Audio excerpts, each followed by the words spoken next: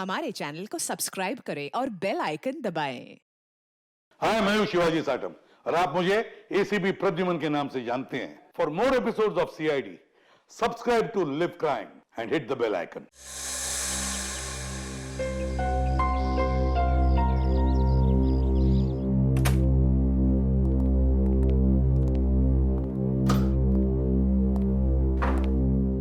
Sir, ये है आपका रूम। सर, अगर आपको खाने पीने की किसी भी चीज का ऑर्डर देना हो तो वो रहा फोन सर, नंबर 9 डायल कर दीजिएगा। Thank you. थैंक्स।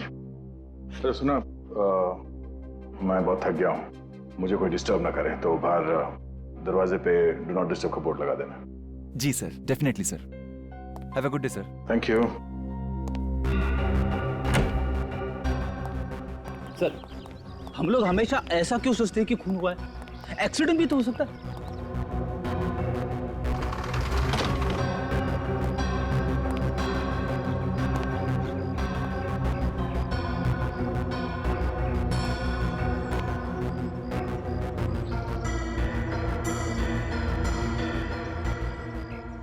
हमारे आने से पहले यहाँ की पुलिस भी तो 8-9 दफा छानबीन कर चुकी है ना।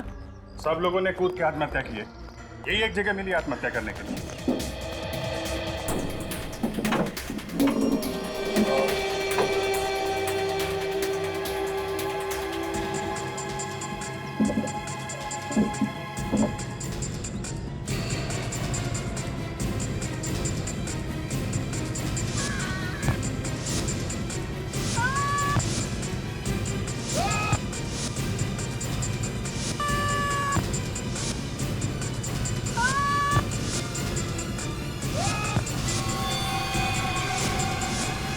मुझे तो लगता है कमरे में आत्माएं घुस गई है।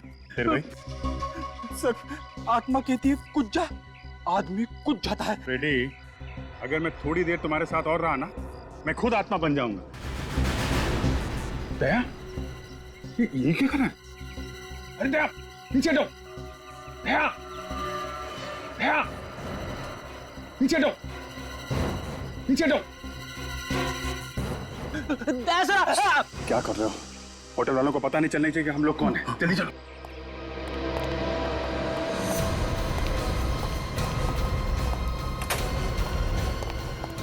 अरे दया, ये क्या पागलपन है? नीचे उतरो यार। सर प्लीज नीचे उतर जाइए। आप आत्महत्या क्यों करना चाहते हैं? फ्रेडी, मैं आत्महत्या क्यों करूंगा? मैं अभी तक तुमसे इतना परेशान नहीं हुआ हूँ। नहीं यार, हम लोग नीचे खड़े थे तो तुम चेयर के ऊपर खड़े होकर बालकनी के इतने पास में थे, हमें लगा कि तुम आत्महत्या करने वाले हो। अच्छा हुआ सर आपने नीचे जंप नहीं किया, वरना होटल के स्टाफ वालों को पता चल जाता कि हम लोग कौन हैं। अब जीतिए, देखो यहाँ से नीचे कूदने के लिए मुझे इस कुर्सी की जरूरत नहीं है। कुर्सी के बगैर भी मैं यहाँ से कूद सकता हूँ, लेकिन अगर किसी और को नीचे फेंकना पड़े, वो भी इस तरीके से कि वो मुंह के बल गिरे, इसके लिए चेयर का इस्तेमाल करना पड़ेगा। ये निशान देखो, एक कुर्सी से लगा हुआ निशान है। एक कुर्सी यहाँ पर बार बार रखने से ये निशान आया है। आत्माएं चढ़ रही है कुर्सी पे। आत्मा नहीं है फ्रेडी, खूनी है। खूनी खूनी ने लक्षिता को और बाकी लोगों को इस चेयर का इस्तेमाल करके नीचे फेंका है। खूनी ने।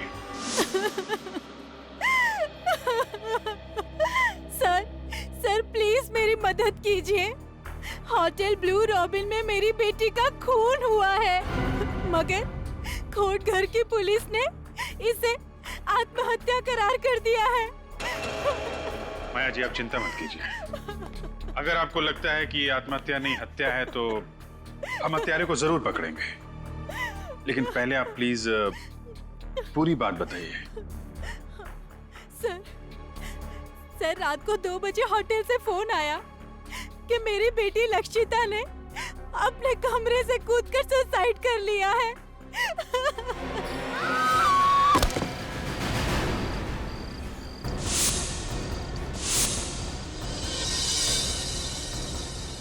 मेरी बेटी ने आत्महत्या नहीं की है, खून हुआ है उसका। देखिए मैम, पोस्टमार्टम की रिपोर्ट के हिसाब से आपकी बेटी का मर्डर नहीं हुआ है, उसने सुसाइड किया है। सुसाइड। जाइए आप यहाँ से। मेहरबानी करके हमारी होटल में तमाशा करना बंद कर दीजिए। वैसे भी बहुत बदनामी हो चुकी है हमारे होटल की। मैंने कहा ना लक्षिता सुसाइड नहीं कर सकती, ये नहीं हो सकता। क्यों नहीं हो सकता मिसेस माया? सब लोग आपसे बार बार कह रहे हैं कि लक्षिता ने अपने होटल के कमरे से कूद के अपनी जान दे दी, फिर भी। सब लोग नहीं, 2 लोग, वो अमन और ईशान। आपको और पुलिस को उनकी बातों पर भरोसा है, मेरी बातों पर नहीं। मैं आप लोगों को छोड़ूंगी नहीं। मिसेस माया, अब तो ये केस पुलिस ने भी बंद कर दिया। आप हमारा कुछ नहीं बिगाड़ सकती। मगर होटल के स्टाफ को और वहाँ के लोकल पुलिस को ऐसा क्यों लगता है कि आपकी बेटी लक्षिता ने बालकनी से कूद के अपनी जान दी? मुझे नहीं पता सर। तो पुलिस ने क्या एक्शन लिया? सर, पुलिस ने कोई एक्शन नहीं लिया। उनका कहना था कि मेरी बेटी लक्षिता ने आत्महत्या की है, लेकिन मेरा दिल कहता है मेरी बेटी कभी आत्महत्या नहीं कर सकती। रात को 11 बजे उसने मुझसे फोन पे बात भी की। वो बहुत खुश थी सर, वो एकदम ठीक ठाक थी। सर ये देखिए सर, होटल ब्लू रॉबिन में ऐसे और 8 आत्महत्या के केसेस हुए और हर बार कमरा नंबर 303 की बालकनी में से कूद के आत्महत्या की गई है। नहीं सर, सर वो लोग झूठ बोल रहे हैं। उन लोगों ने सच जानने की कोशिश ही नहीं की थी। उन 2 लड़कों से ठीक से पूछताछ भी नहीं की जो मेरी बेटी की मौत के चश्मदीद गवाह थे। देखिए, लक्षिता के बारे में जो भी कुछ मालूम था हमने आपको सब बता दिया। हाँ आंटी प्लीज, अब उसके बारे में हमसे और कोई सवाल मत पूछिए।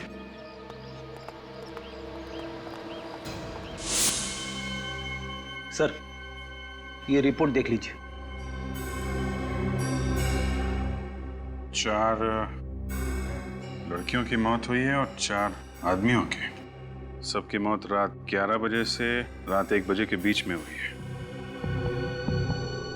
और पुलिस को किसी पे शक नहीं? हाँ सर, उनका कहना है कि लक्षिता की तरह बाकी 8 लोगों ने जब कमरा नंबर 303 की बालकनी में से कूद के आत्महत्या की तब कमरे में और कोई नहीं था। पूरा कोटघर उस होटल की बालकनी को भूतिया बालकनी कहता है। अगर उस होटल में ये सब हो क्या रहा है, ये तो पता लगाना पड़ेगा दया। 9 अलग अलग लोगों ने एक ही कमरे की बालकनी से कूद के आत्महत्या क्यों की? आखिर ऐसा है क्या उस बालकनी में? इस कमरे में बहुत बड़ा राज छिपा हुआ है। होटल के स्टाफ को और होटल के मालिक को सब पता होगा कि सब क्यों हो रहा है। जब नीचे रिसेप्शन में मैंने यही कमरा मांगा तो होटल का मालिक रेहांश और बाकी के स्टाफ मेंबर्स का चेहरा एकदम फीका पड़ गया था। हम लोग यहाँ करीब 1 हफ्ते रहेंगे। हमने यहाँ पास वाले केंद्र में औरतों की सुरक्षा और शिक्षा के लिए एक अभियान का आयोजन किया है। बहुत अच्छा काम कर रहे हैं आप लोग। हाँ वो तो है। मेरा नाम रेहांश है, मैं इस होटल का मालिक हूँ और ये मेरे मैनेजर हैं समर्थ। ये पर्सनली आपकी जरूरतों का ध्यान रखेंगे और आपको यहाँ कोई प्रॉब्लम नहीं होगी। सर, पीछे वाली विंग में आप लोगों के लिए रूम्स रेडी कर दिए गए। पीछे वाली विंग में एक दुविधा है। हम चाहते हैं कि पीछे वाले विंग में नहीं बल्कि आगे वाले विंग में कमरा मिल जाए तो।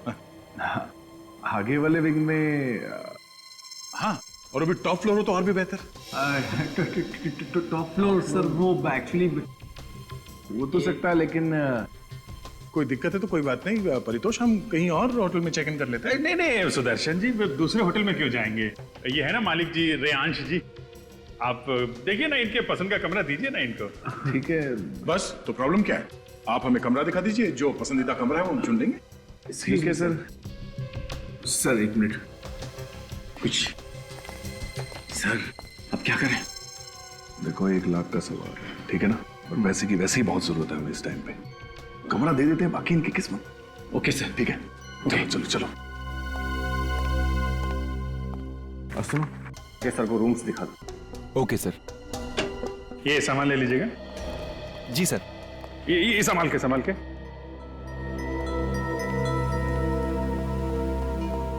जिस कमरे से आत्महत्याएं हो रही हैं उसके बगल वाला भी कमरा चेक करना पड़ेगा। बेटी निकल, नीचे का कॉरिडोर चेक कर लो।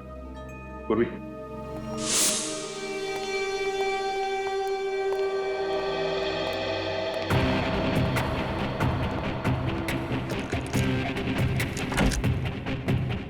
ध्यान से देखो, इस कमरे से बगल वाले कमरे में जाने का कोई खुफिया रास्ता है?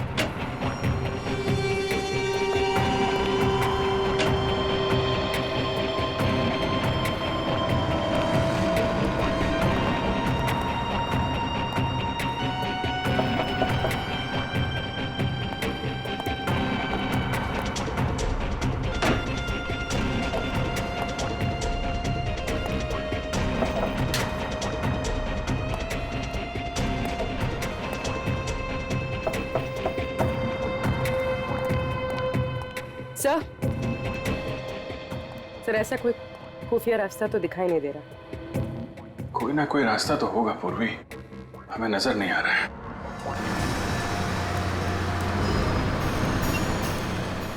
अरे भाई साहब, लोकेश लौकी आप ही हैं?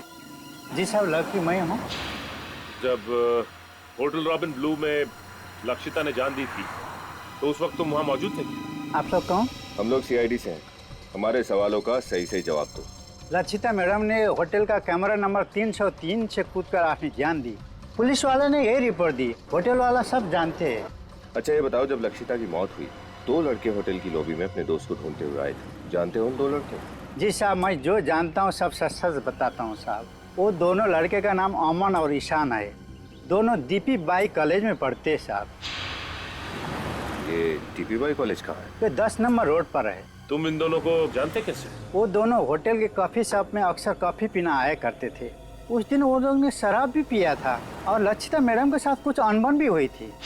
ठीक है, सीआईडी तुमसे पूछताछ करने आई थी, ये बात अपने तक ही रखना, समझ गए?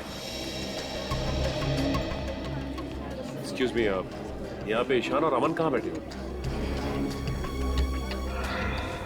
तुम्हारा दिमाग खराब हो गया ईशान?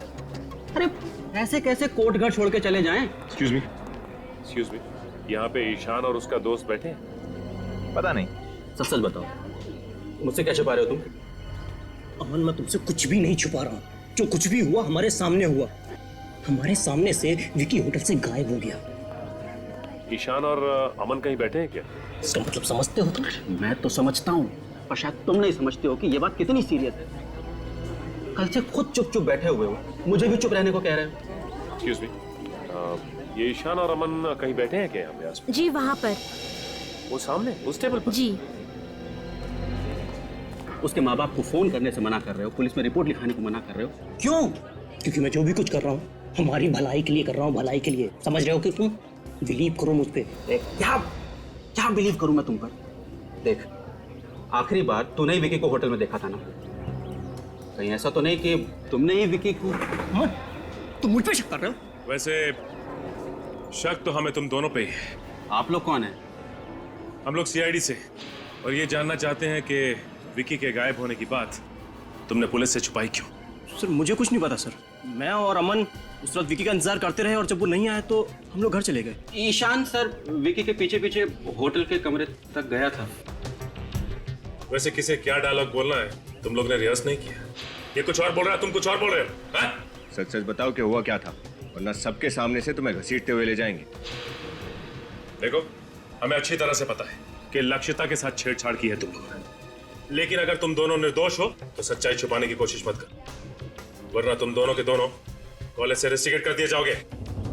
मैं नहीं सर, ये कल रात से कुछ छुपा रहा है सर, मुझे भी नहीं बता रहा है। इसी ने आखिरी बार विकी को देखा था सर। हाँ सर, मैं विकी के पीछे गया था। जब मैं, अमन और विकी उस रात होटल ब्लू रॉबिन पहुंचे तो हम तीनों ने बहुत पी रखी थी सर। लक्षिता वहां पर भीगी हुई हालत में आई और लक्षिता होटल में चेक इन करने के लिए रिसेप्शन काउंटर में गई। और हेलो, मेरा नाम लक्षिता है। इस होटल में मैंने एक रूम बुक कराया था। प्लीज आप मुझे मेरा रूम नंबर बताएंगी? एक मिनट मैम, मैं चेक कर लेती हूँ।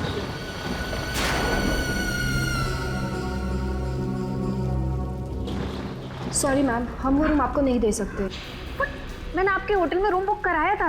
प्लीज आप फिर से देखिए। मैम उस रूम में काम चल रहा है। आपके होटल में कुछ भी काम चल रहा हो, ये मेरी प्रॉब्लम नहीं है। आपके होटल में मैंने रूम बुक कराया था और इसके लिए मैंने आपको एडवांस भी दिया था। अब मुझे मेरा रूम चाहिए बस। मैम आप यहाँ लॉबी में ही वेट कर लीजिए, सुबह तो कोई ना कोई रूम खाली हो जाएगा। क्या? यहाँ इस भीगी हुई हालत में इनके साथ? इन्होंने तो शराब पी रखी है। इनके साथ मैं सुबह तक इस लॉबी में बैठने वाली नहीं हूं। कैसे कैसे लोगों को आप अपने होटल में आने देते हैं? देखिए सर, आप कैसे कर रहे हैं अपने क्लाइंट के साथ? मैंने ऑलरेडी एक रूम बुक कराया था और आप बोल रहे हैं उसमें रिपेयरिंग का काम एक्सक्यूज मी है। मैम, मैम मेरा नाम समर्थ है, मैं इस होटल का मैनेजर हूँ। क्या प्रॉब्लम है? सर, मिस लक्षिता को जिस विंग में रूम दिया था उस विंग में काम चल रहा है। ओह, तो दूसरी विंग में कोई रूम खाली? विंग बी में एक रूम है पर वो सुबह खाली होगा, तब तक इन्हें यही लॉबी में वेट करना होगा। वो मैं हरगिज करने वाली नहीं हूँ।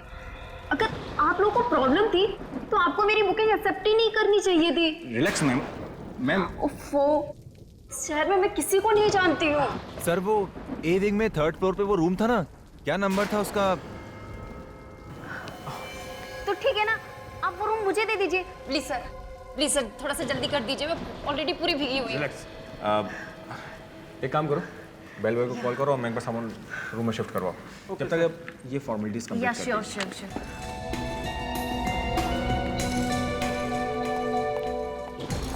303 सामान लेके जाओ।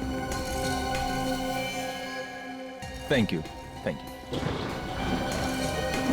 पर यहाँ विकी मानने को तैयार ही नहीं हो रहा था। उसे बहुत गुस्सा आया था लक्षिता पर। तो मैडम, मैं देखता हूँ, ये रखिए कहीं को उसे बखेड़ा खड़ा ना कर दे। एक मिनट। उसे रोकने के लिए मैं उसके पीछे गया था, मगर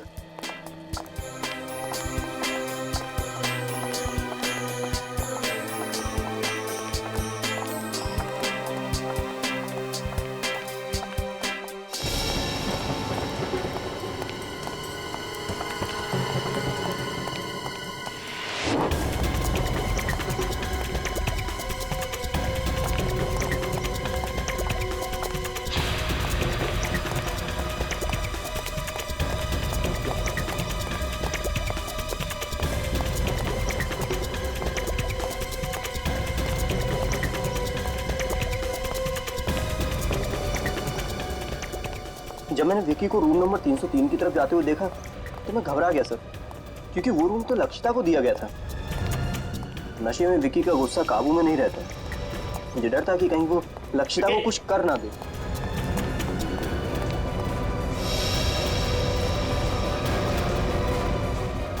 विकी, विकी! आप यहाँ क्या कर रहे हैं? आप तो हमारे होटल के गेस्ट नहीं हैं। आप प्लीज लॉबी में चले जाइए, प्लीज चलिए। होटल के स्टाफ को विकी के बारे में कुछ भी नहीं पता है। बस मन में प्रार्थना करने लगा कि विकी लक्षिता पर हाथ ना उठाए और चुपचाप वापस लॉबी में आ गया। चलो, बहुत देर हो गया। कहाँ रह गया यार ये? 3 घंटे बीत गए सर, फिर भी जब विकी वापस नहीं आया तो अमन और मैं होटल से चले गए। और क्या करते सर, बारिश भी रुक गई थी। अब होटल लॉबी में बैठने का कोई भी बहाना नहीं था हमारे पास। जिस लड़की से कुछ देर पहले हम लोग झगड़ रहे थे, उसे हमारे सामने दम तोड़ते हुए देखकर हम लोग बौखला गए। डर के मारे हमने ऊपर रूम की तरफ नहीं देखा। समर्थ साहब, समर्थ साहब, जल्दी आइए। समर्थ साहब, देखिए। Oh my God,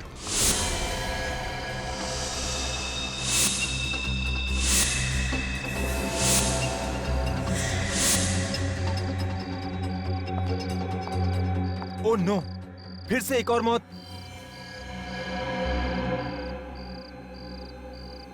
miss Lakshita. 303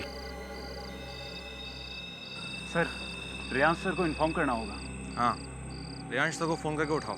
और तुम लक्षिता के रूम में जाकर चेक करो, इसका सेल फोन होगा, उसमें इसके घर वालों का फोन नंबर होगा, और इस हादसे के बारे में इसके घर वालों को इन्फॉर्म करो। रूम नंबर 303 की 9वीं दुर्घटना है, फिर से पुलिस को बुलाना पड़ेगा। और उसके बाद अगले दिन हम फिर से विकी को ढूंढने होटल में गए थे सर, लेकिन पुलिस वहां पहले से पूछताछ कर रही थी और तब तक भी विकी का कुछ पता नहीं चला था। और तुम दोनों अब तक चुप रहे। हाँ, हो सकता है कि लक्षिता की मौत की वजह विकी हो।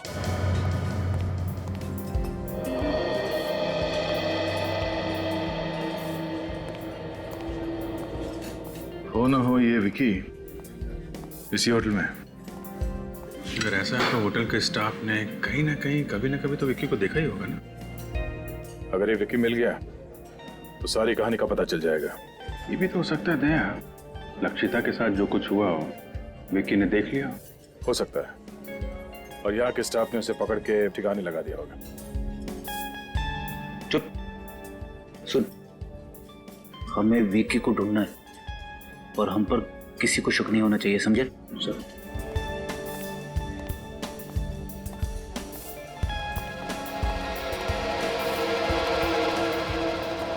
चले भाई, चलो उधर। क्यों रे फेंको?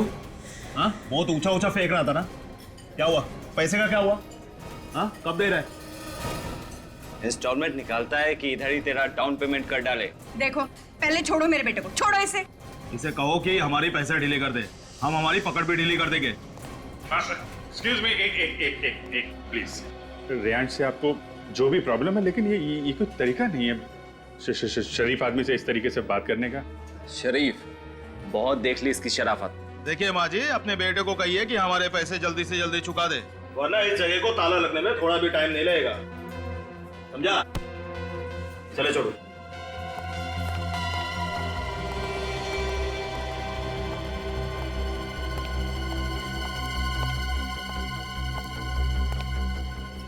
चलो मेरे साथ। ये लगता है आत्महत्या की आड़ में हत्याएं हो रही हैं यहाँ पे। कहीं इन हत्याओं का संबंध इस बात से तो नहीं कि ये होटल कर्ज में डूबा हुआ है?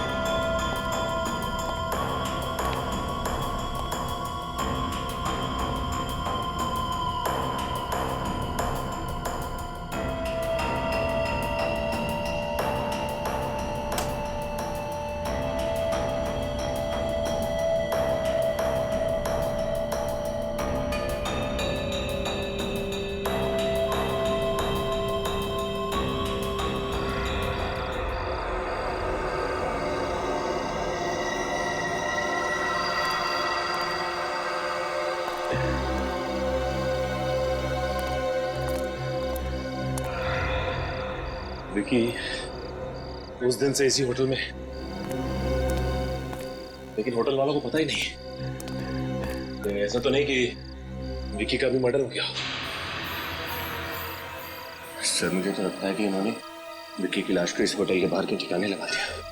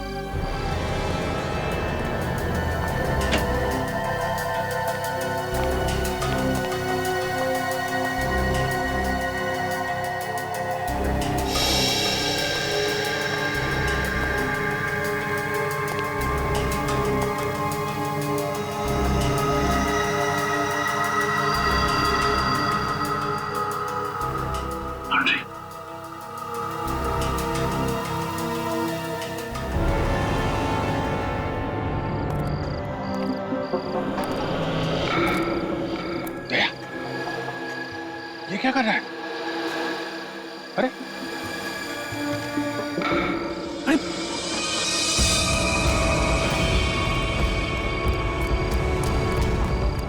दया,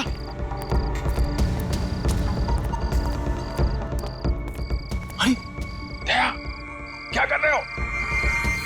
यस सर। अरे क्या कर रहा है ये? दया, क्या कर रहे हो?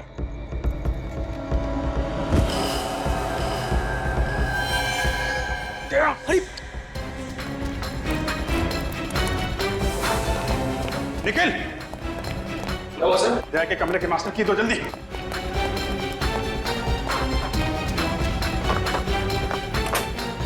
दया, ये क्या कर रहे हो? दया, जल्दी दया, इसको लेटो इधर जल्दी। दया, संभल के।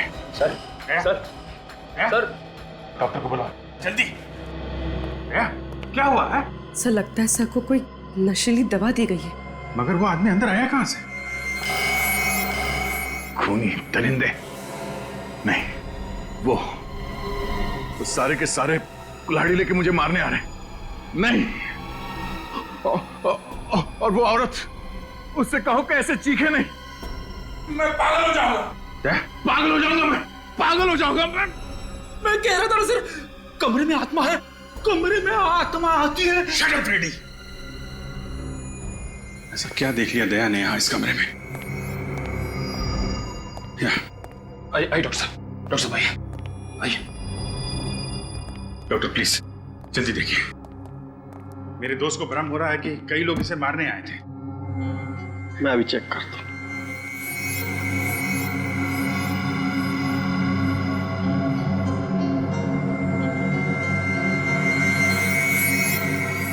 लगता है इन्हें कोई नशीली दवा दी गई है, लेकिन आप लोग चिंता मत कीजिए, मैं एक इंजेक्शन दे देता हूँ, थोड़ी देर में बिल्कुल नॉर्मल हो जाएगा।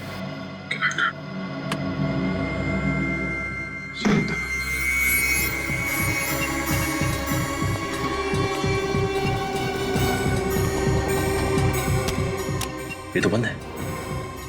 मेरी एक बात समझ में नहीं आ रही है कि जिस होटल के आधे से ज्यादा कमरे बंद हैं, यहाँ तक कि पेंट्री शॉप और स्टोर रूम भी बंद है, उसमें इस लॉन्ड्री रूम का बंद होना कुछ अजीब सा लग रहा है।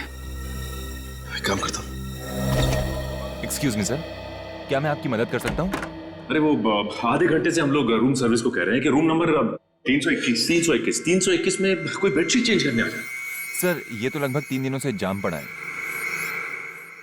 मैं दूसरे विंग से बेडशीट भिजवाता हूँ। प्लीज थोड़ा जल्दी कीजिए। Okay okay sir. सर 3 दिन पहले तो लक्षिता की मौत हुई थी। एक काम करते हैं, अंदर चलते हैं, सब पता चल जाएगा। अब कैसा लग रहा है दया तुम्हें? क्या हुआ? तुम सब लोग यहाँ कैसे? दया तुम नीचे कूदने वाले थे। I mean, कोई तुम्हें खिड़की से नीचे फेंकने की कोशिश कर रहा था। हम लोगों ने नीचे से देखा और चिल्लाए तो शायद वो आदमी भाग गया। लेकिन हुआ क्या था यहाँ इस कमरे में? अभिजीत, मैं इस कमरे में 10:40 में आया और अंदर आके मैंने पहले ये दरवाजा अंदर से बंद किया, फिर उसके बाद मैंने ये लाइट स्विच ऑफ कर दिए और यहाँ बेड पे लेटा हुआ था कि अचानक मेरा सर घूमने लगा। ऐसे लगा जैसे इस तरफ से बहुत सारे लोग कुल्हाड़ी लेके मुझे मारने आ रहे हैं। उसके बाद शायद मैं बेहोश हो गया। अगर अभिजीत, अगर मैं बेहोश था तो खुद अपने आप उस चेयर पे नहीं चढ़ सकता था। इसका मतलब है कोई और यहाँ इस कमरे में आया था। हाँ दया, मगर निखिल बाहर पहरे पे था तो आदमी अंदर आया कैसे? और हमारे आने से पहले वो भागा कहां से? दरवाजा तो अंदर से बंद था।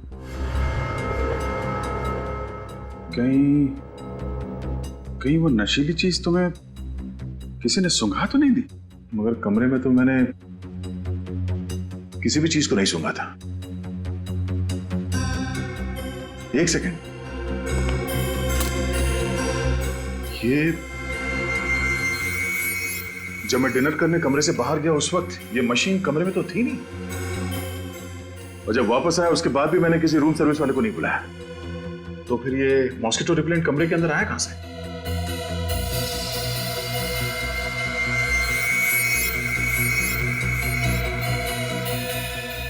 तो इसमें है वो नशीली दवाई। तभी जिन जिन लोगों को इस कमरे से फेंक के खून किया गया था उनकी पोस्टमार्टम रिपोर्ट में ड्रग्स का नामो निशान नहीं था। उन सबको ये नशीली दवाई सुंघाई गई थी, जिसकी वजह से वो बेहोश हुए थे और उनका खून कर दिया गया। फिर से चेक करते हैं कमरा।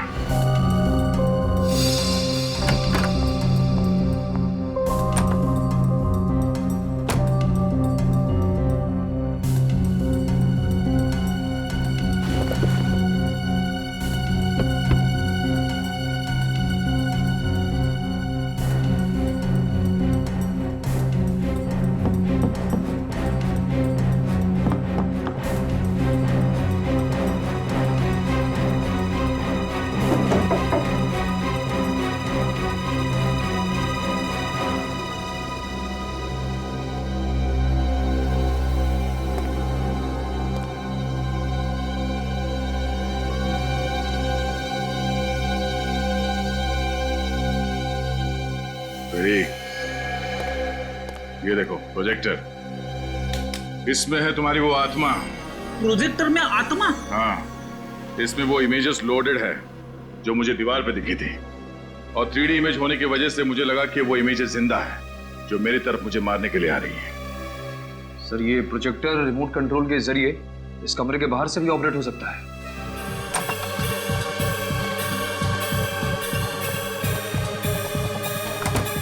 बहुत बदबू आ रही है, शायद इधर से।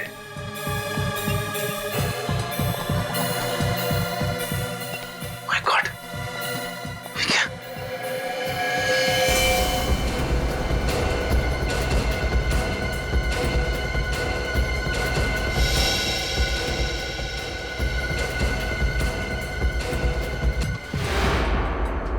चाकू लगा ऐसे।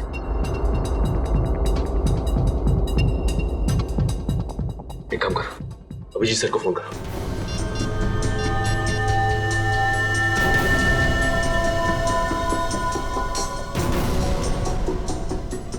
विकी,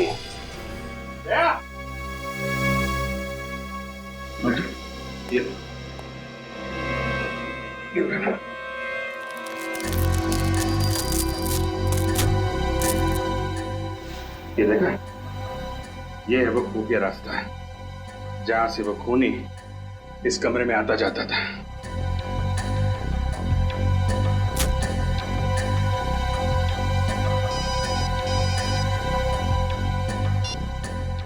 मिनट। अच्छा, रुको वहीं पे, विकी की लाश मिली है। निकल, होटल के मालिक और मैनेजर को लॉन्ड्री रूम में बुलाओ।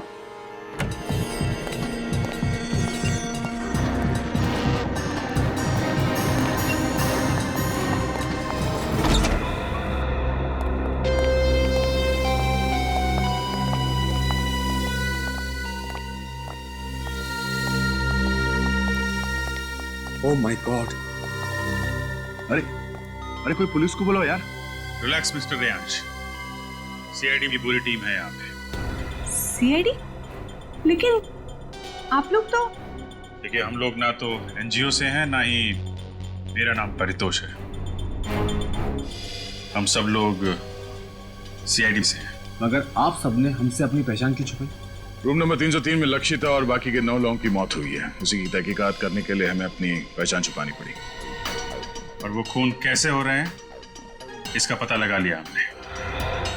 सर, गले पे उंगलियों के निशान है सर, ग्रीस लगा हुआ है। सर, इस ग्रीस की वजह से खूनी के फिंगरप्रिंट्स, ये देखिए, इसके गले पे साफ दिखाई दे रहा है। मतलब जब इस विकी का खून हुआ तब खूनी के हाथ में ग्रीस लगा हुआ था। हो सकता है यहाँ आने से पहले उसकी कार खराब हो गई हो और उसने खुद ही कार रिपेयर करने की कोशिश की हो। क्या उस रात आप में से किसी की या किसी होटल गेस्ट की गाड़ी खराब हुई थी? देखिए, चुप रहने से कोई फायदा नहीं है। खूनी की उंगलियों के निशान विक्की के गर्दन पे छप चुके हैं। आप सबके फिंगरप्रिंट से मैच करके देख सकते हैं हम लोग, समझे आप? सर कल तो मेरी गाड़ी खराब हुई थी, लेकिन वो मैंने नहीं, केतन ने रिपेयर की थी। सर केतन ही तो इस रूम का इंचार्ज है और पिछले 2-3 दिनों से इस रूम के लॉक के रिपेयर की बात को टाल रहा था। बुलाओ इस केतन। बुलाओ केतन। तो वो तो होटल में नहीं है। अच्छा, तो फरार होने की तैयारी में होगा ये। लेकिन सर कोटगढ़ में तो ना ही कोई एयरपोर्ट है और ना ही कोई रेलवे स्टेशन। बस स्टैंड तो है। हाँ सर, बस स्टैंड तो है, लेकिन उससे इस टाइम कोई बस नहीं मिलेगी, क्योंकि कोटगढ़ से सबसे पहली बस सुबह 9:30 बजे ही निकलती है। सुबह 9:30 बजे? और सुबह होने में ज्यादा देर है नहीं।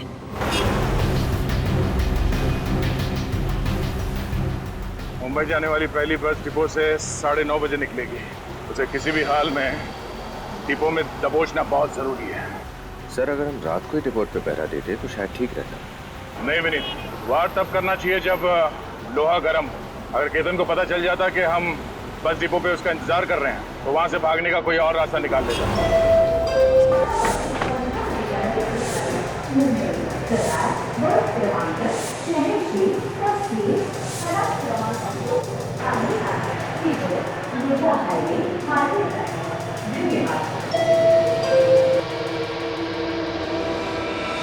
तुम और यहाँ? मैं तुम्हारे पाप में और भागीदार नहीं बनना चाहता। चले जाओ यहाँ से। तुम कहाँ जा रहे हो? मैं ये शहर छोड़कर जा रहा हूँ हमेशा हमेशा के लिए। तुम जहां भी जाओगे सीआईडी ऑफिसर्स तुम्हें ढूंढ ही निकालेंगे। उन्हें पता चल गया है कि तुम आज यहाँ से मुंबई भाग जाने के चक्कर में हो। सीआईडी और मेरे पीछे? हाँ। अब मेरा क्या होगा? देखो, तुमने मेरी बहुत मदद की है। मैं तुम्हारा कर्ज उतारना चाहता हूँ। मुझे कर्ज उतारने का एक मौका दो। मैं तुम्हारी भलाई के लिए कह रहा हूँ, ज्यादा सोचने की जरूरत नहीं। मेरे साथ चलो, कम ऑन, चलो मेरे साथ।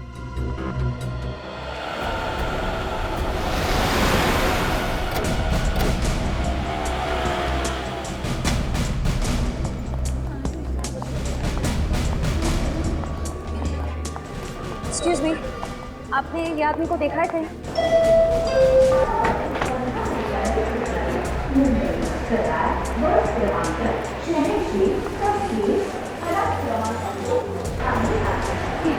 इसे देखा है आपने कहीं? इसको देखा है आपने कहीं?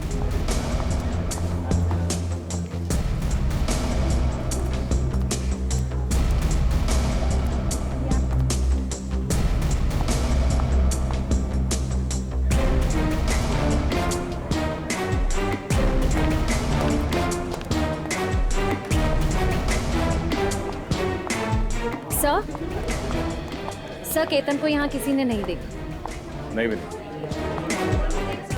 यहाँ आते जाते सभी यात्रियों पर कड़ी नजर रखो। हो सकता है वो यहाँ से भेज बदल के भागने के चक्कर में।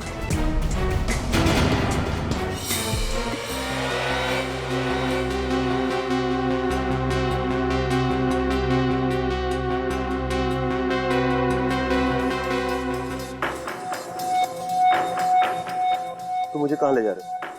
आखिर यहाँ से बचकर भागने का प्लान क्या तुम्हारा? मौत। मौत? किसकी मौत? तुम्हारी मौत। आखिर ऐसे कब तक भागते रहोगे? मैं तुम्हारी इस दौड़ को ही खत्म कर देता हूँ। हर क्राइम में तुम मेरे साथ रहे हो, तुम मेरे सच्चे साथी हो। तुमसे बिछड़ने का मुझे बहुत दुख होगा। मतलब ये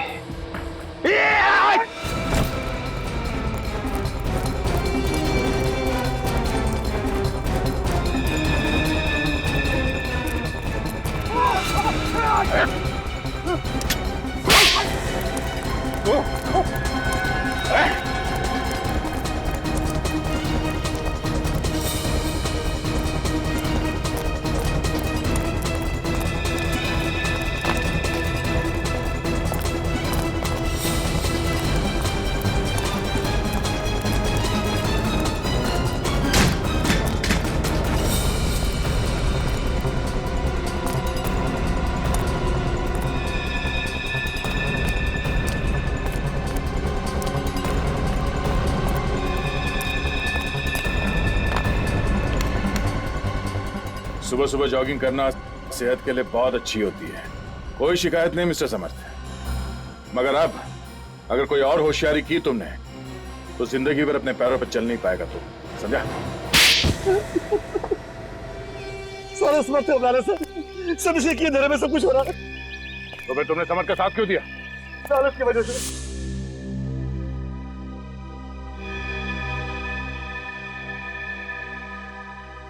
इसने मुझे 10% का पार्टनर बनाने का वादा किया था। मिस्टर समर्थ, तुम तो होटल ब्लू रॉबिन के मैनेजर थे, हाँ? होटल की सारी जिम्मेदारी तुम्हारी थी, तो फिर तुमने ये सब क्यों किया? सच तो यह है कि होटल ब्लू रॉबिन मेरा है, मैं उस होटल का असली मालिक हूँ।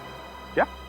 हाँ, रेयांश के पिताजी ने मेरे पिताजी के साथ बेईमानी करके वो होटल अपने नाम पर करवा लिया था, और मैं जानता था कि वो होटल कभी भी मुझे नहीं मिलेगा, लेकिन मैं अपना बदला तो ले सकता था। इसीलिए मैनेजर बनकर तुम उसी होटल में नौकरी कर रहे थे? हाँ, होटल का मालिक एक मामूली सा नौकर बन गया था। ये सब करके तुम चाहते क्या थे? मैं चाहता था कि वो होटल बंद हो जाए। जैसे वो होटल मुझसे छीना गया है, वैसे ही रेयांश और उसके परिवार से भी छीना जाए। अब वही होगा।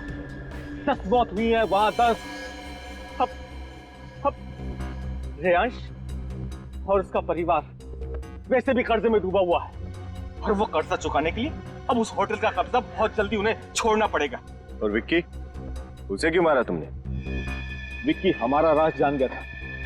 मैं उसे मारना नहीं चाहता था, पर किसी गवाह को जिंदा भी नहीं छोड़ सकता था। मुझे तुम पर तरस भी आ रहा है और गुस्सा भी। रेयांश के पिताजी ने तुम्हारा हक छीन लिया, गलत किया, मगर तुम्हें भी कोई हक नहीं है कि अपना बदला लेने के लिए 11 बेकसूर लोगों की हत्या कर दो। बस अपने आखिरी दिन गिनने शुरू कर दो, तुम्हें तो फांसी होके ही रहेगी।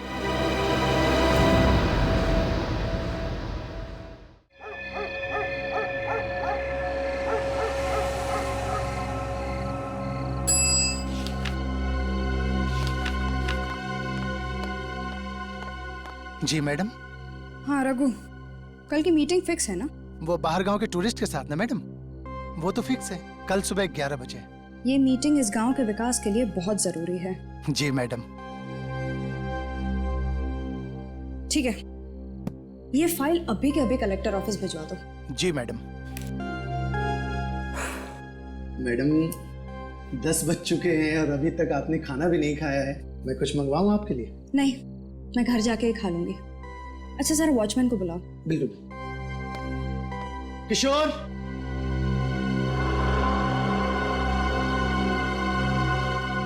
किशोर, किशोर। लगता है सो गया फिर मैंगो। मैं उसे लेके आता हूँ।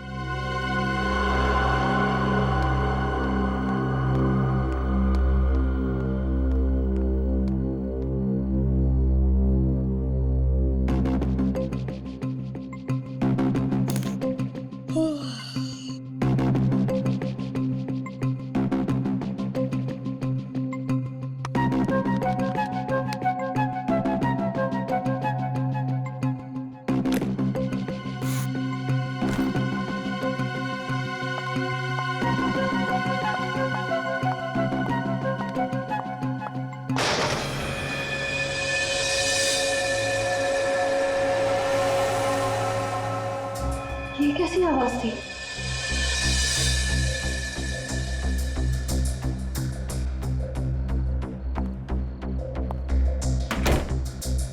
लगता है मेरे ही कान बज रहे हैं।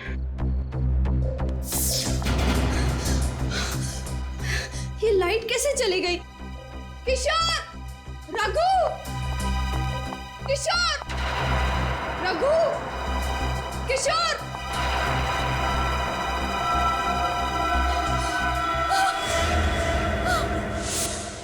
कौन है वहां पे? सामने क्यों नहीं आते? देखो, सामने आ जाओ, वरना तुम्हें ये मजाक बहुत भारी पड़ेगा। बचाओ! किशोर! रघु! बचाओ! क्या हुआ मैडम? मैं हूँ किशोर। मैं तुम्हें कब से आवाज दे रही हूँ, तुम्हें सुनाई नहीं दे रहा क्या? अरे मैडम माफ करना, नींद आ रही थी इसलिए चाय पीने चला गया। लेकिन आप क्यों डर रही हो? क्या हुआ? यहाँ कोई है। कौन है? अभी मैंने एक बहुत ही भयानक परछाई देखी। भयानक परछाई? बहुत ही बड़ी परछाई। कहाँ पर थी? वहां?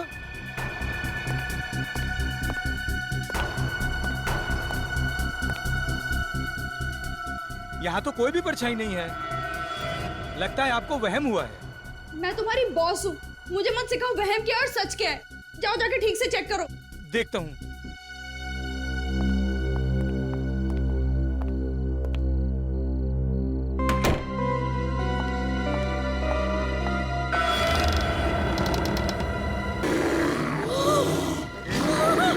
बॉस बताना,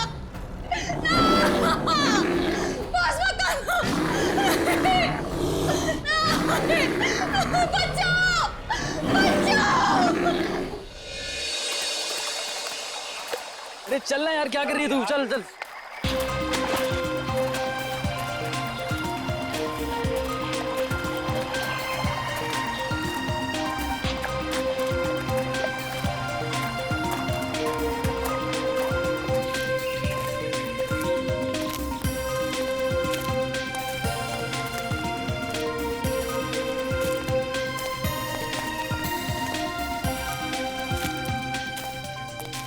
अरे यार, बचपन से मेरी इच्छा थी कि मैं ऐसी किसी जगह पे आके ट्रैकिंग करूं। आज जाके चांस मिला है कहीं। शुक्र मनाओ कि वक्त पे इच्छा पूरी हो गई तुम्हारी। नहीं तो अगर हड्डियां कमजोर हो जाती ना तो फिर पोतों पोतियों के साथ यहाँ आते और इच्छा ही रह जाती तुम्हारी। अरे यार सही है। What a beautiful. ये धूप है, जल्दी आओ, जल्दी आओ। Oh my God! अरे ये क्या है? लाश! लाश? क्या करें अब क्या करें? एक काम करते हैं, छोड़ो इसको, यहाँ से निकलते हैं जल्दी। हाँ, निकलते हैं यहाँ से। नहीं ऐसे नहीं जा सकते। सीआईडी को फोन करना पड़ेगा।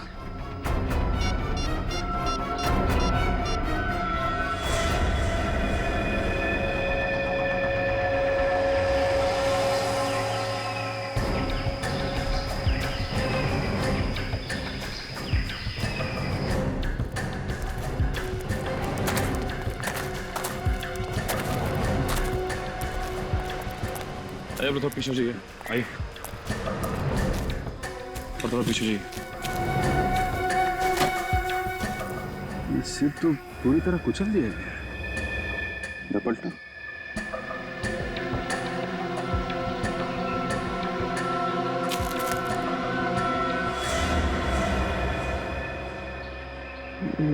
देखा, जगह जगह काटने के निशान है।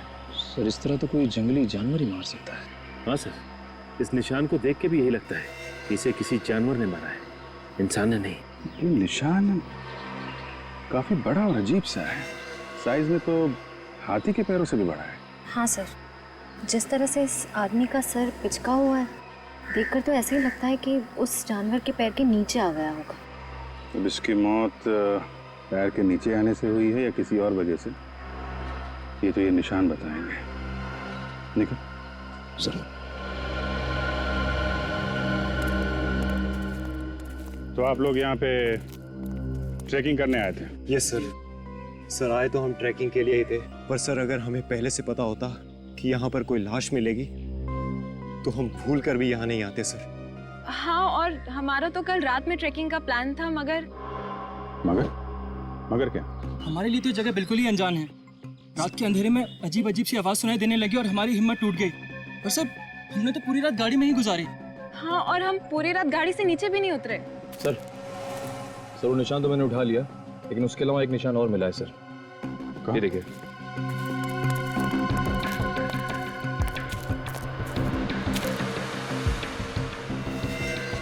ये खूनी जानवर हमारे लिए रास्ता बनाता हुआ भी गया है। चलो देखते हैं। सर आपको क्या लगता है, ये निशान किसी जंगली जानवर के हो सकते हैं? अब जानवर है या जानवर की एक्टिंग करने वाला कोई इंसान, ये तो पता चल ही जाएगा। ये क्या?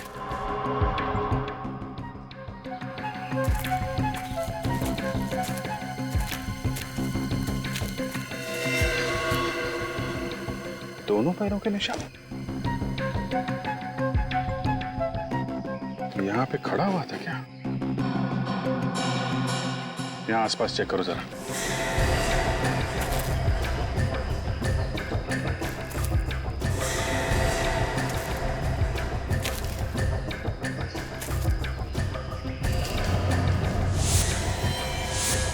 ओह माय गॉड।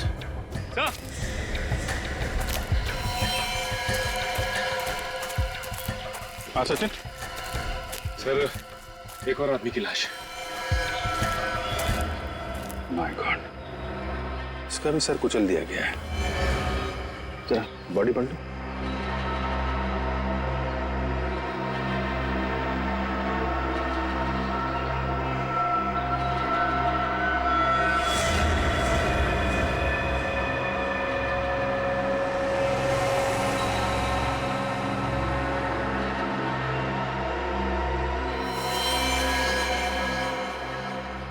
मारने का तरीका वही है, वही पिचका हुआ सर और वही काटने का निशान। पर सर इसकी जेब से भी कुछ नहीं मिला। कहीं ये दोनों खून लूट के इरादे से तो नहीं किए गए? हो सकता है। खूनी तक पहुंचने के लिए इन लोगों की पहचान होनी बहुत जरूरी है। जरा मिसिंग पर्सन ब्यूरो से पता करो, किसी ने इनके गायब होने की रिपोर्ट लिखवाई है क्या?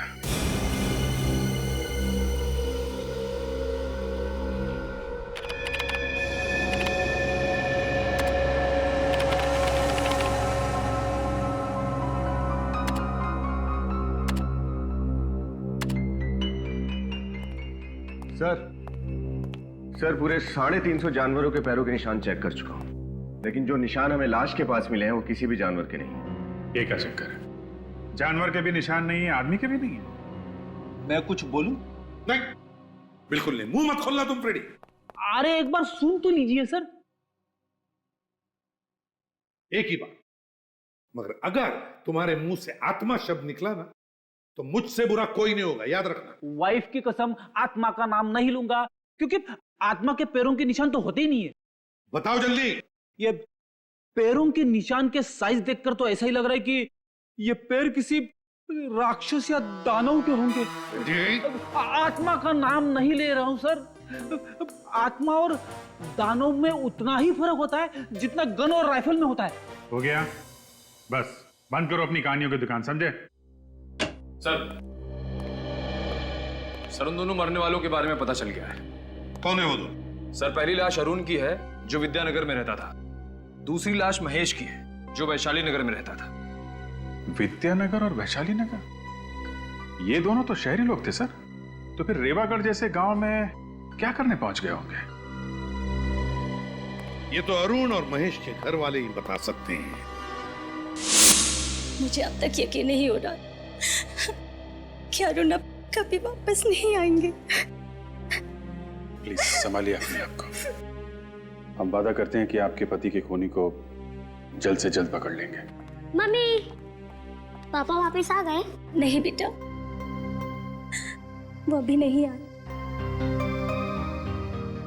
अब आप ही बताइए, क्या जवाब दूं मैं इस मासूम को जब ये हर पल अपने पापा को याद करेगी, पूछेगी कि वो कब आएंगे। हम आपकी तकलीफ समझ सकते हैं, लेकिन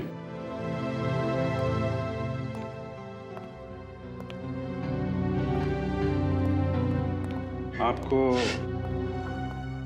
किसी पे शक है? कौन कर सकता है? अरुण का तो कोई दुश्मन भी नहीं था। अच्छा, आप ये बता सकती हैं कि अरुण रीवागढ़ किसी खास काम से गए थे क्या? जी, वो अक्सर वहां जाया करते थे, पर वहां जाने की वजह कभी नहीं बताई उन्होंने। अक्सर जाते थे? जी हाँ, महीने में एक चक्कर तो लग ही जाया करता था उनका। तो आपने कभी पूछा नहीं कि क्यों जा रहे हैं रेवागढ़ में? जी, पूछने की कोशिश की, पर जब भी पूछा तो उनके चेहरे पे एक परेशानी सी नजर आती थी। बोलते थे कि वक्त आने पे वो सब कुछ बता देंगे।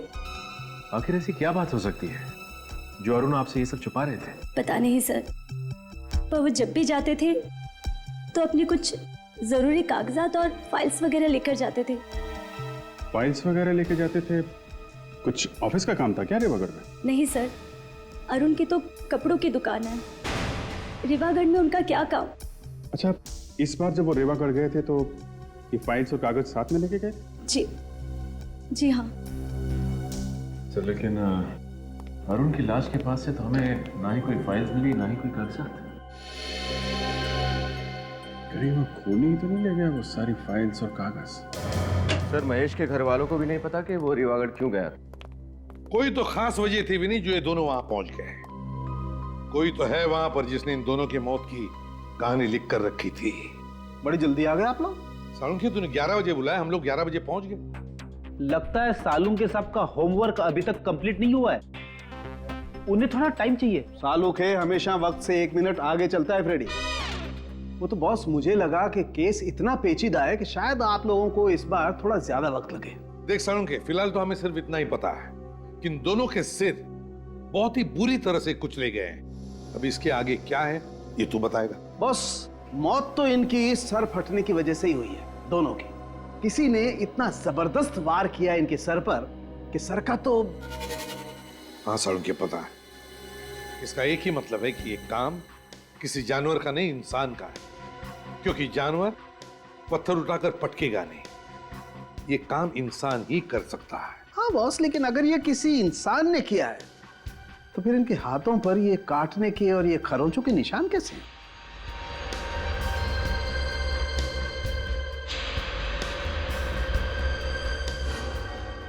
सर ये काटने के निशान इंसान के दांतों के? नहीं भी नहीं, आदमी के दांतों के निशान इतने बड़े नहीं होते। सालुंखे, जख्मों के अंदर देखता, शायद थूक के ट्रेसेस मिलते, पता चल जाता कि ये काम किसने किया है, इंसान ने या जानवर ने। वो सब कुछ हम कर चुके हैं बॉस। तो फिर क्या पता चला? उससे जो पता चला है उससे तो लगता है कि ये काम ना तो किसी आदमी का है ना किसी जानवर का है।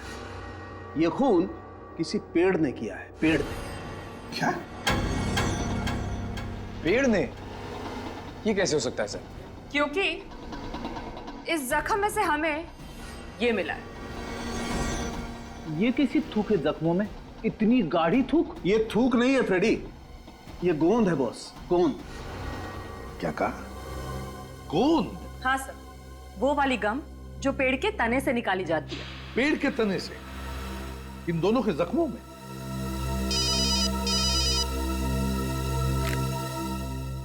एसीपी प्रद्युमन, क्या कहा? ठीक है, एक और लाश रेवागढ़ में। आखिर ये खूनी है कौन जो इंसान भी है, जानवर भी है और पेड़ भी?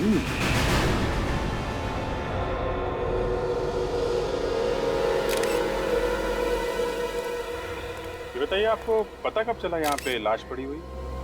सर यहाँ से मैं अपने घर की तरफ जा रहा था, तभी अचानक मेरी नजर इस लाश पर पड़ी और जब मैंने लाश को पलट कर देखा तो मेरे तो होश ही उड़ गए। बहुत उम्मीद थी सोनाली जी से साहब कि वो हमारे गांव को शहर से भी आगे लेकर के जाएंगे, मगर हमारे सपनों पर पानी फिर गया साहब। कितना टाइम हुआ था सोनाली जी को यहाँ की तहसीलदार बने हुए? सर यही करीब कोई 2 महीने हुए हैं, लेकिन इन 2 महीनों में उन्होंने गांव के विकास के लिए इतना कुछ कर दिया जितना कि हमारे गांव के लिए आज तक बड़े बड़े लोग भी नहीं कर पाए।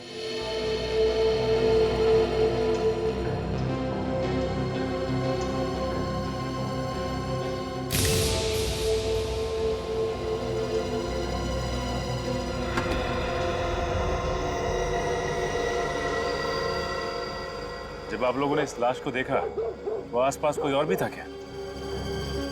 नहीं। सोच के बताओ, किसी को दूर देखा हो भागते हुए? नहीं सर, सच कह रहा हूँ, किसी को नहीं देखा सर। ठीक है, खून करने का तरीका तो बिल्कुल वही है जैसे अरुण को मारा था और महेश को मारा था। और एक बात समझ में नहीं आ रही कि 3 अलग अलग लोग एक दूसरे को जानते भी नहीं थे। एक कपड़ों का व्यापारी, दूसरा चार्टर्ड अकाउंटेंट और ये गांव की तहसीलदार। हाँ सर, ये बात तो है।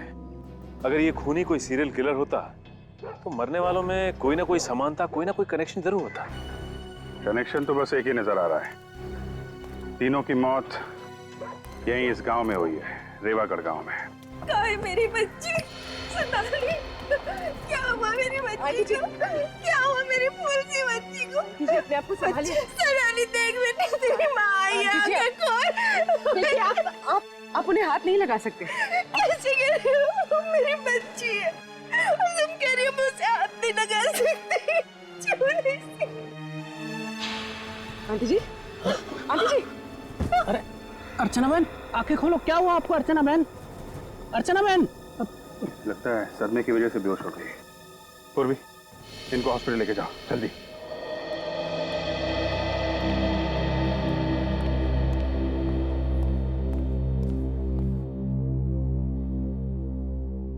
दोबारा बीपी चेक करने से पहले फिर से दवा देना और प्रेशर चेक करके मुझे रिपोर्ट करना। डॉक्टर साहब, अब तबीयत कैसी है इनकी? बेटी की मौत के सदमे की वजह से थोड़ा ब्लड प्रेशर लो हो गया था, अभी ठीक है। बात कर सकते हैं इनसे? हाँ हाँ जरूर। प्लीज। आंटी कैसी हैं आप? जिस बदनसीब औरत से उसकी जवान बेटी रातों रात छिन जाए, वो कैसी हो सकती है? आप पे क्या बीत रही है हम लोग समझ सकते हैं, मगर जिस माँ से वो औलाद छिन जाए जिसे उसने जन्म दिया है, पाला है, पोसा है, उसका दर्द तो सिर्फ एक माँ ही समझ सकती है। सोनाली बिटिया को जिसने भी मारा होगा ना, उसको नरक में भी जगह नहीं मिलेगी। आप जी मैं ये हरीश भैया है। मेरे पति रवि की मौत के बाद इन्होंने ये सोनाली को बाप से बढ़कर प्यार किया है। रवि मेरे बचपन का दोस्त था साहब। आप लोगों को किसी पे शक है? किसका काम हो सकता है ये?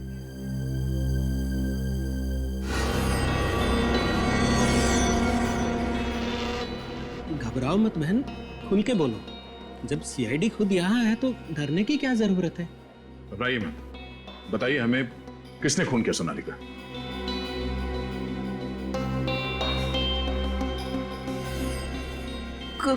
गौरव। गौरव? गौरव कौन है? सोनाली का दोस्त, और जल्द दोनों शादी करने वाले थे। ये गौरव और सोनाली एक दूसरे से प्यार करते थे?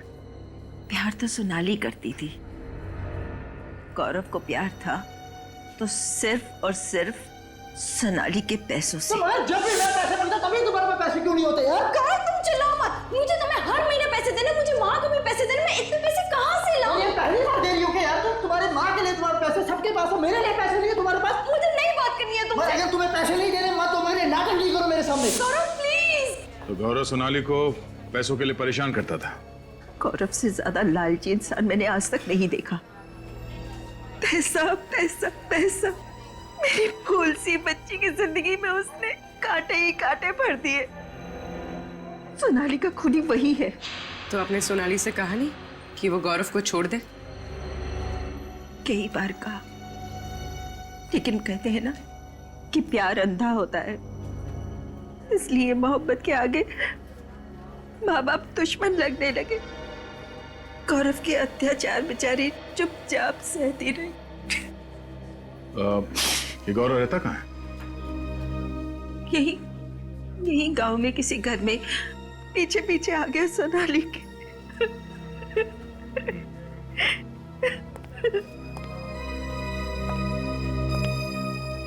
इस गौरव को ढूंढना पड़ेगा। चलो।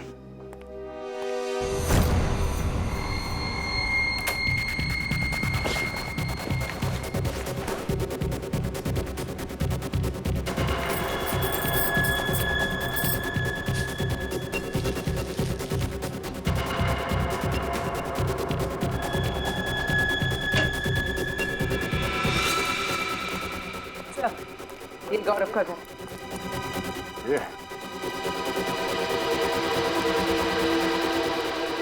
तो वैसे सुनो, ये गौरव है अंदर? मैं भी जल्दी में बात में मिलूंगा। अरे सुनो तो जरा, एड्रेस तो बता दिया। कौन सा एड्रेस? सीआईडी ब्यूरो का एड्रेस।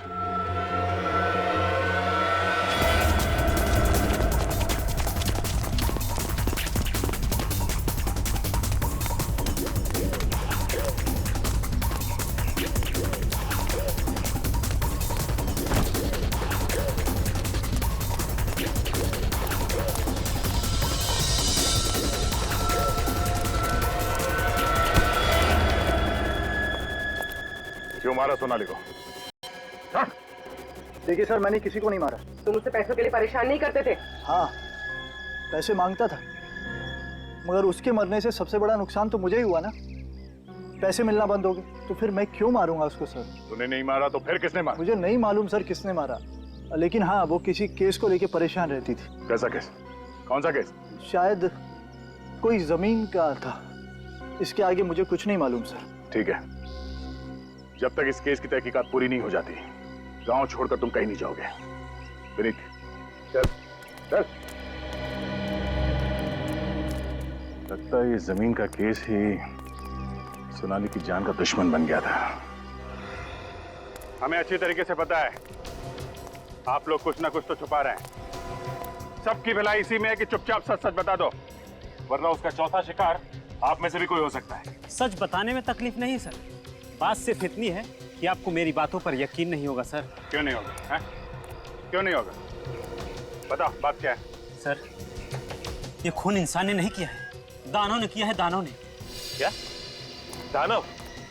ये कैसी बात कर रहे हैं आप? देखा सर, मैंने कहा था ना आपको मेरी बातों पर विश्वास नहीं होगा। जैसा मानव होता है वैसा ही दानव होता है, और सच तो ये है कि वही दानव एक एक करके अपने खून की प्यास बुझा रहा है सर। तुम लोगों ने देखा है उसे? हाँ साहब, देखा है। बहुत ही विशाल है वो। उसका रंग अमावस की रात की तरह एकदम काला है। हाथी जैसे बड़े बड़े पैर है उसके, और जब वो चलता है लगता है जैसे धरती पर भूकंप आ जाएगा। कब देखा है? वो सिर्फ रातों में ही नजर आता है। अच्छा,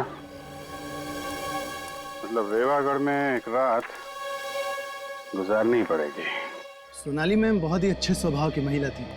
वो हमेशा ईमानदारी और मेहनत की सीख दिया करती थी।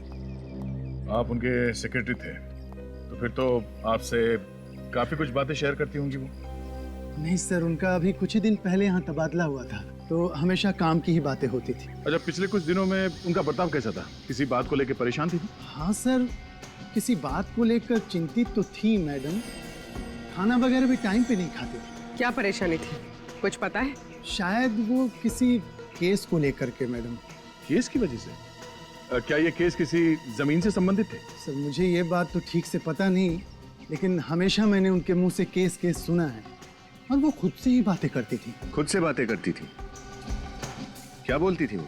वो बोलती थी सर कि किसी भी हालत में ये केस जितना जल्दी हो सके निपटाना बहुत जरूरी है। सोनाली का कैबिन कहाँ है? इधर है सर, लेकिन आप इधर से है सर।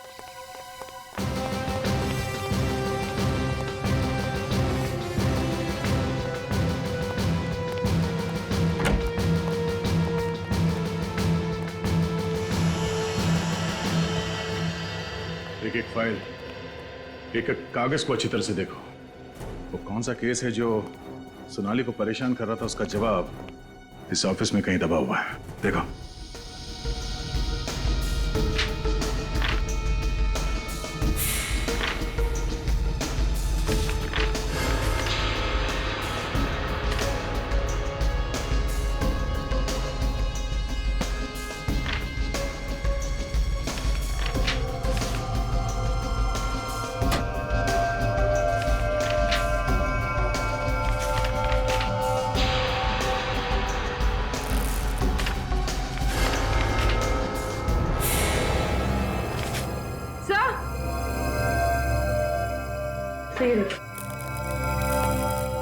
सर, चले हुए पेपर्स।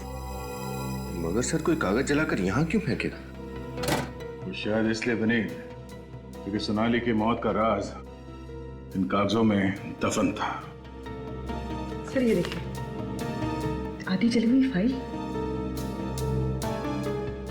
यहाँ कुछ छपा हुआ है। सर, शायद पहले पेज की स्याही का प्रिंट इस फाइल पे छप गया है। हाँ, देखो यहाँ। क्या हुआ सर? क्या ये सब? ये फाइल और ये कागज किसने जलाया? सरकारी फाइल जला दी किसी ने? ये किसने किया सर? ये तुम हमसे पूछ रहे? यहाँ ऑफिस में तुम रहते हो या हम? हाँ सर, लेकिन मैम। सोनाली के कैबिन में सबसे ज्यादा तुम्हारा ही आना जाना होता था ना? बिल्कुल मैम, लेकिन मैं फाइल क्यों जलाऊंगा? कहीं सोनाली मैम नहीं तो नहीं? वाह, ये अच्छा है। जो मर गया उसी के सर पे इल्जाम डाल दो। क्यों? सर, वाकई मुझे पता नहीं कि ये किसका काम है सर। ये फाइल देखो। क्या तुम बता सकते हो फाइल किस चीज की है?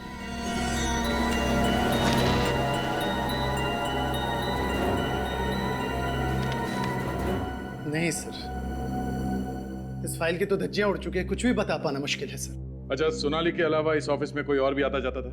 नहीं सर, कोई और तो आता नहीं था सर यहाँ। मतलब जरूर किसी ऑफिस वाले का ही हाथ है सोनाली के खून में। ऑफिस वाला? हाँ, बाहर का कोई आदमी तो आसानी से आ नहीं सकता, तो कोई अंदर वाला ही दगाबाज है। मगर कौन सर? वो तो ये फाइल पढ़ने के बाद पता चल जाएगा। डॉक्टर सालों के पता लगा ही लेंगे कि फाइल है किस चीज की।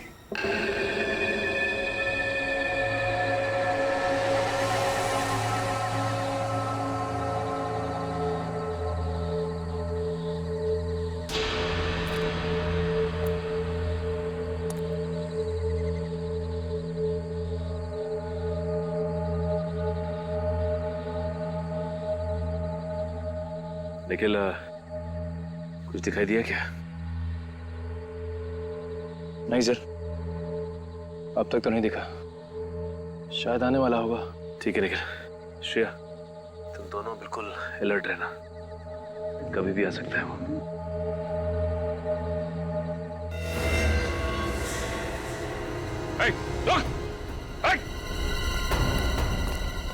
क्या हुआ सर? वो अभी यहाँ से भागा है। एक काम करो, तुम दोनों यहाँ से जाओ, मैं यहाँ से जाता हूँ। सर। Come on!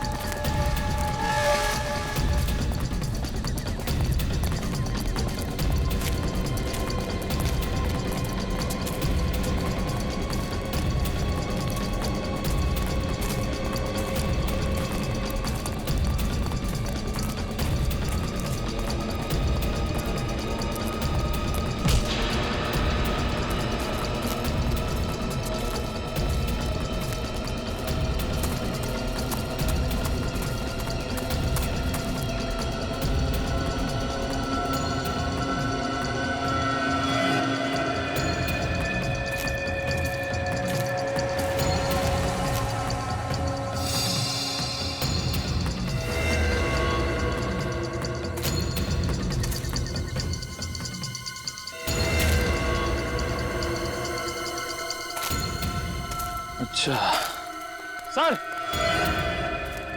निखिल, क्या हुआ? सर वो तो हाथ नहीं लगा, लेकिन ये तोहफा हमारे लिए छोड़ गया। ओह, तो ये है उस खूनी के कॉस्ट्यूम का फटा हुआ टुकड़ा। सर इस पर तो खून भी लगा हुआ है। हाँ सर, भागते वक्त पेड़ से टकरा गया था, उसके दाहिने कंधे पे चोट भी लगी है और एक कपड़ा उसी वक्त फटा है सर। तो अब ये फटा हुआ कॉस्ट्यूम का टुकड़ा उसे फांसी के फंदे तक ले जाएगा। सालूके साहब, कोई ऐसा ना हो कि जो थोड़े बहुत शब्द बचे इस फाइल में वो भी उड़ जाए। एक मिनट, चुपचाप खड़े रहो और जो कर रहा हूं देखते जाओ।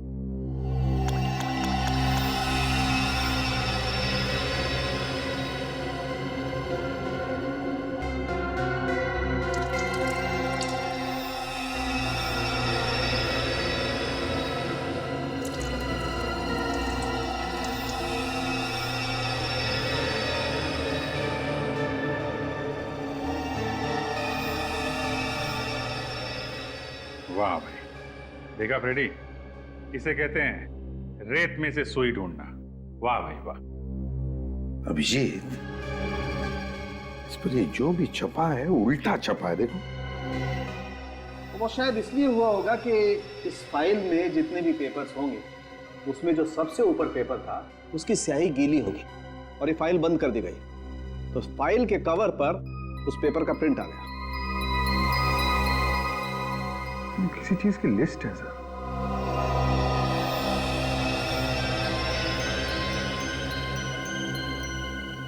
तारिका, जरा मिरर लाना था। सर।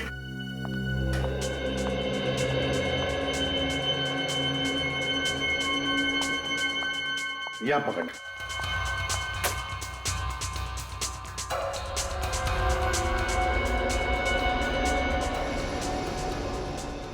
अभिजीत, ये तो लोगों के नाम की लिस्ट है। हाँ सर, अरुण, महेश, जगदीश, बाबू, सतीश, रवि। सर और भी नाम है लेकिन वो समझ में नहीं आ रहे। अरुण महेश, अभिजीत, ये अरुण महेश तो वही है ना जिनका बहुत ही बुरी तरह से सिर कुचल कर मारा है कोनी ने। सोनाली जिस केस से परेशान थी, लगता है ये दोनों का संबंध उस केस से है। तो हो सकता है सर बाकी लोगों के नाम जो लिस्ट में हैं उनकी जान को भी खतरा हो। हाँ, उनके सेल फोन नंबर है ना हमारे पास, बुला लो इन सब। Yes sir. सर खूनी हमारे हाथ में आते रह गया सर। कोई बात नहीं, बहुत जल्दी वो हमारी मुट्ठी में होगा। सर फिलहाल उसके कॉस्ट्यूम का टुकड़ा मिला है सर, जो भागते वक्त झाड़ी में फंस गया था सर। इस पे खून भी लगा हुआ है। ओह, तो ये पहनकर डरा रहा था वो लोगों को, लेकिन हमें नहीं डरा पाएगा वो।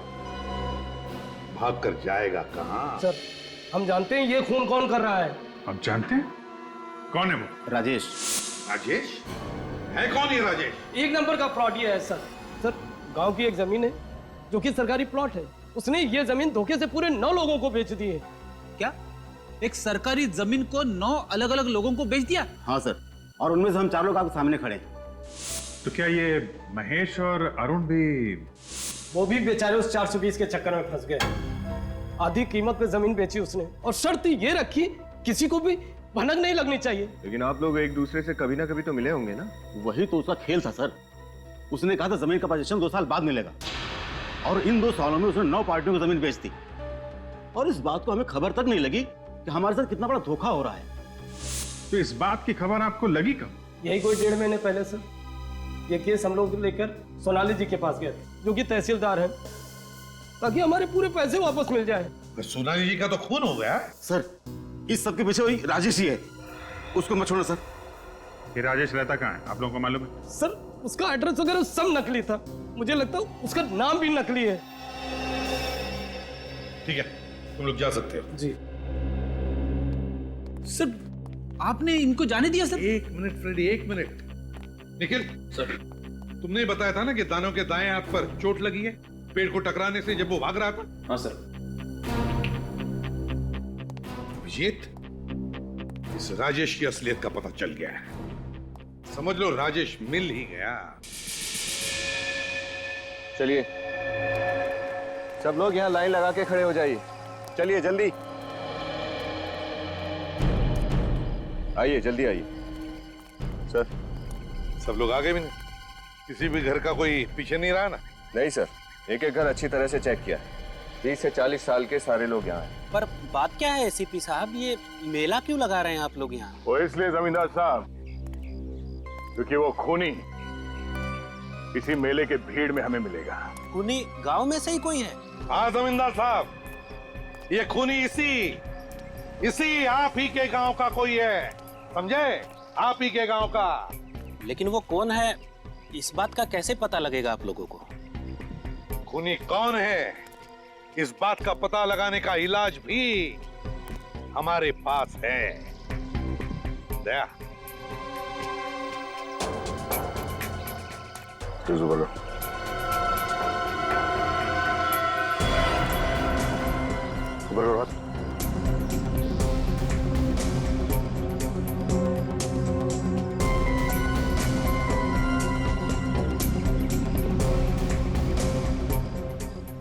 क्या देखते साहब?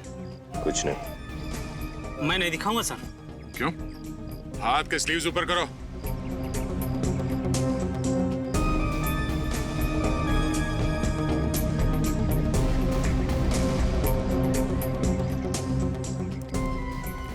बोलो।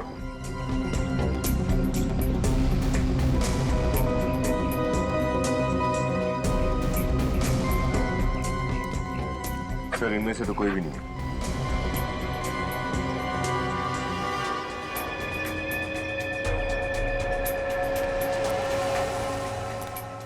अपनी स्लीव से खोल दो। आप मुझे भी चेक करेंगे साहब? क्यों? तुम कोई स्पेशल हो? नहीं, मैं तो सोनाली जी का सेक्रेटरी हूँ, तो मेरे हाथ देखने की क्या जरूरत है? तुम्हारा हाथ तो पहले ही चेक करना चाहिए था। करो। हाँ लेफ्ट नहीं राइट।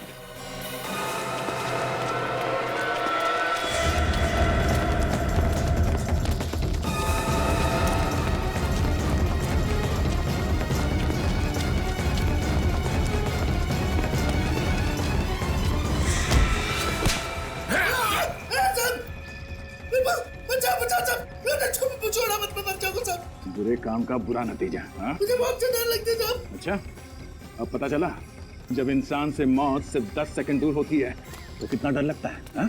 मैंने कुछ खून नहीं किया साहब। मैं उस खूनी का नाम बता दो साहब। खून तूने नहीं किया? नहीं साहब, मैंने खून नहीं किया साहब। असली नचाने वाला तो कोई और था साहब। किशोर सर,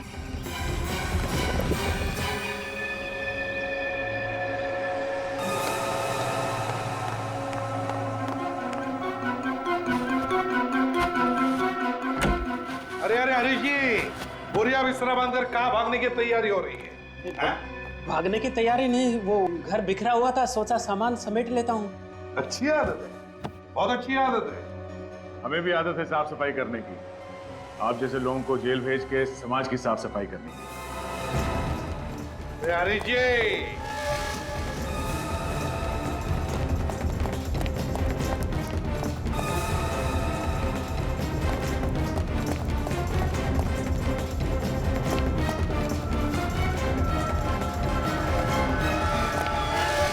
इतनी तेज भागेगा तो अस्पताल जाएगा। देखो मुझे जाने तो मैं गांव की आधी जमीन तुम्हारे नाम कर दूंगा, एक बार जाने तो मुझे बस। जमीन का लालच देता तुमने? शर्म नहीं आई तुझे? अगर तू खुद पकड़ा गया था तो मेरा नाम लेने की क्या जरूरत थी? मुझे डुबा के क्या खुद बच गया तू? तेरी वजह से मैं यहाँ पे खड़ा हूँ। न तू मुझे पैसों का लालच दिखाता और न मैं नकली दानव बनता और न मैं वो सारे खून करता। अच्छा, तुम हो वो दानव जो लोगों के दिल में डर पैदा कर रहे थे। हाँ? हाँ साहब, पहले मैं उनके सर पर पत्थर मारकर उनकी जान ले लेता था, फिर मैं उसका सर जमीन में गाड़ कर उसके ऊपर दानव के पांव का निशान बनाता था।